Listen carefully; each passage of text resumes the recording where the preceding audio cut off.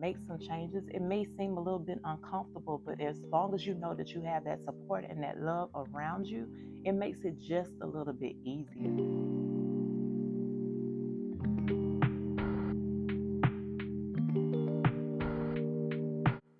All right, you guys, we are back for part three of our series on balancing our time with God. And in this part of the series, we want to discuss the importance of building a supportive community. Just like you may have your mom's group for other mothers, people that you're able to talk to, you may have a wife group that you're able to talk to, you may even have a group of friends from work that you have to talk to. Why not have a community of supportive people that are striving to build a relationship with God that you can also reach out to, that you can also tap in with, to have your joys and your celebrations with, push you through difficult times, help you to answer questions where you may come across challenges that you may read in the Bible. So, in this particular video, we want to focus on what it's like building a supportive community while we're on this journey of balancing our time with God. So a couple of reasons why it's so important for us to have these relationships, because we're going to need encouragement and support along the way. Like I said, there's going to be difficult days where you just don't feel like it, or it could have been a scripture that you read the day before that took so much out of you that you don't feel like it the next day. And a lot of times, if you share this with some of the people within your community, they're going to support you through that process. It may be difficult scriptures that you have to get through, but you have to get through them in order to get to the other ones. Maybe those don't directly relate to your life, but in order for you to get to the next chapter or the next book in the Bible, you're going to have to push through those, because we also need to have an understanding of what it is that we're reading. So it's so vital to have an encouraging and supportive community around us of people that can help us on this process and understand what we're going through. That can help us push past those difficult days. Maybe it was somebody that you had to encounter at work, or somebody that you encountered in the store, and you don't feel like you handled it the best way that you could.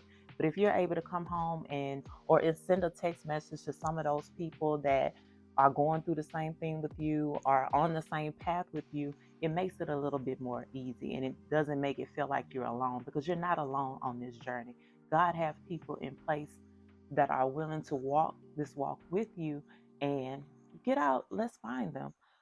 Another good reason to have these type of people around, have like-minded individuals around you, is to celebrate the wins. Just like when I made 100 days of reading my Bible in a year, that was exciting. But I was limited on who I could share that information with. But because I knew that I do have a supportive community around me and I have an accountability partner, I knew where to start. And I didn't have to deal with it on my own, or I I knew it for myself, and I kind of held on to it before I did let it out to them, but they was just excited as I was, because it's a journey. This is a major step. I've completed 100 days of reading the Bible. So it's a big thing. Why not have those around you that can help you celebrate as well? Also, we want to be sure that we're, like I stated, accountability partner. My little sister is my accountability partner, and we hold each other accountable as far as recording videos, making sure we're reading in our word. If I come across a good word, I got to share it with her. Accountability partner is more of a personal approach to this. Like, you can, of course, you'll have your people within the church, or you may have small groups within the church, but there's always that one, to have that one particular person beside you that you can talk to and confide in, and probably going to answer the phone whenever you call, or say that you reach a roadblock in reading your word. They can understand it and we can talk through it. And I have that with my little sister. So look for an accountability partner, just that one person that's going to hold you to the fire, and you're going to hold them to the fire. As we're going through this, it just makes it a little bit easier and a little bit more comforting to know that you have someone right there beside you, and that's going to help you through the process. It's also important to have a supportive community around you for diverse perspectives, because just like I stated, sometimes when we read, make sure that you're praying before you get into your words, just so that God can reveal it to you in the way that He wants for you to receive it. And sometimes the way that we understand it may be completely different from how someone else understands it. And before we shun away from that, when we are in these communities, it gives us these diverse perspectives, because a lot of times it could be their perspective could be based off of what they've gone through or how they grew up or just even their cultural differences. So having these small groups and these communities, we're able to have those things.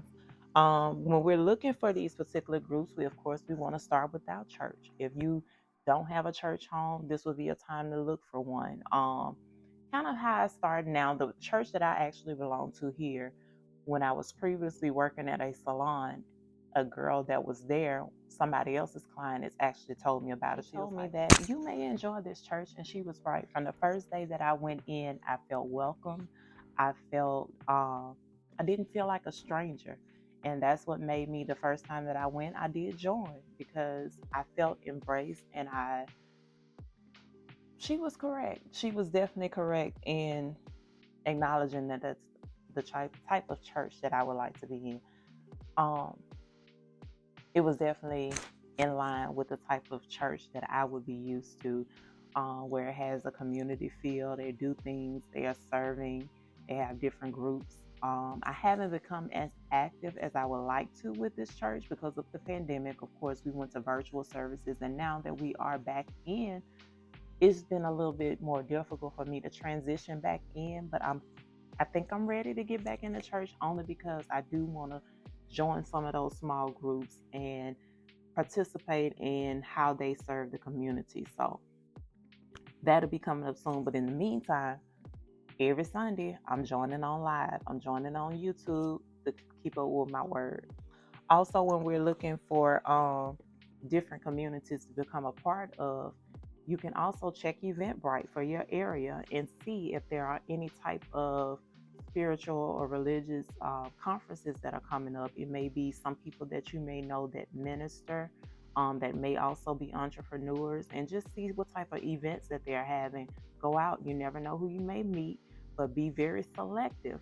I would not say go to every event, and just because they're a preacher or a pastor, or they always talking about God and always in the church, does not mean that that is the right person for you or the right group that you need to be around.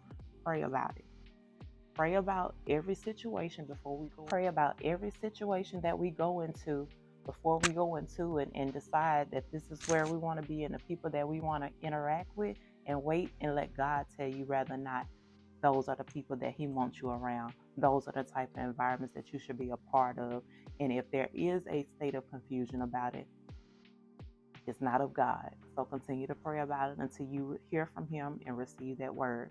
Also, online, there are many Facebook groups that you probably can find within your area or within along the same path. Just search some of those topics that you're interested in and you want to learn more about, and you may find Facebook groups that you can become a part of. But you got to be careful with those as well, because there are always going to be individuals that may be negative or bring in different or they may bring in different situations or stuff that you just don't want any affiliation with. And just because you become a part of a group don't mean that you have to be that group, if that makes sense.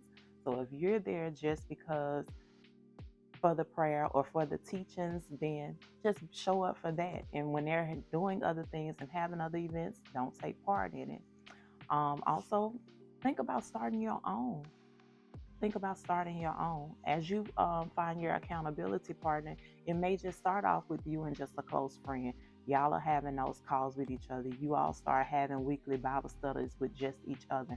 And then eventually you may grow and say, hey, let's invite such and such. Or she may want to invite someone, and you start to form your own community, but make sure that it's a safe place, and also make sure that you all are doing things according to what God wants us to do, and we're not doing them according to the world. If you decide that you want to start your own community, we have to be careful. We have to be very careful of what our intentions are, what our beliefs are, what our values are, and the message that we are presenting to others. So pray about it before anything.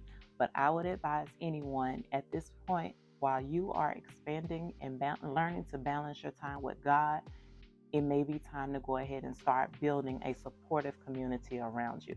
That community may just be one other person and eventually grow from there, but you're going to need that support because this journey is not easy. We've been so used to and accustomed to live in a certain way, that now that we're having to make some adjustments and make some changes, it may seem a little bit uncomfortable, but as long as you know that you have that support and that love around you, it makes it just a little bit easier. As long as you're on this walk with him, you're going to start to notice and feel how much lighter you become as you letting so much of the world go, because the world is heavy right now, and the climate of the world and the way things are changing is difficult to even be a part of the world and be a happy person. Is it me? I mean, it's just it's so much. It's so much, but it's so easy to get into my word and just to start believing and receiving what God has for me, and living according to his will and not my own. He's definitely changing me. I'm feeling so much lighter every day. I'm thankful for the people that he's putting around me. I'm thankful for the people that he had to remove out of my life as I go through this process. But regardless, I'm holding on to it. I'm staying firm in it. And I hope that you've watched part 1 and part 2 of this series. If not, now is your time to go and catch up. Not sure if I'm going to release any more videos this week, maybe not. But I want you to go ahead and watch all 3 parts of this series, because it's very important that we have some type of structure to committing ourselves to having a relationship with God and balancing our time between God and life. Still is happening, but it gives us a better way to navigate it and make it a lot less stressful. So if you made it to this part, thank you so much for tuning in. If you feel that you know someone that would need this information, go ahead and send them a link. Share the link with them. Also, like this video so it'll show up in other people's feed. And if you have not already, go ahead and subscribe. I would love to have you. And as I stated, go back, watch part 1 and part 2 of this series. And also go back, I have a series on preparing for 2024, and I hope that can help you as well. And if you would like to further the conversation, just drop down in the comments below. Also, you can follow me on Instagram and send me a DM there. So thank you so much for tuning in, and I'll see you in the next video. Bye.